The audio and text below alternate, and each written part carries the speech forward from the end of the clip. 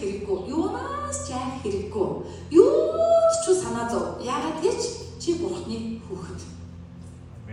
Бурхны хүүхд чинь бүх юмний эзэн байхгүй юу? Энэндээ итгэж ийм хандлагаар амьдралдаа хандах хэрэгтэй байхад бид нар дандаа зарцын сэтгэлээр ханддаг. Ямар нэгэн хийж өгчөөч юм аа. Юу хийгээгүй чи юу авд юм бэ? Над чихүн. Тэ сүмдэж авдаггүй, мөргөлдөж авдаггүй. Над чихүний бурхан өрөөвөл гэж. Шийтгэчихгүй бол их юм гэж бодож амьдарч байгаа биднийг дандаа хүү мөртлөө зарц шиг амьдралыг баталдаг. Гэтэл өнөөдрийн Галаат номын 4-5 юу гэсэн бэ? Цаг нь ирэхэд бурхан хуулийн дор эмэгтэй хүнээс төрөх нэгэн хүн илгээж, тийм ээ? Түүгээр хуулийн дор байгсныг золсон буюу сольж авсан юм аа.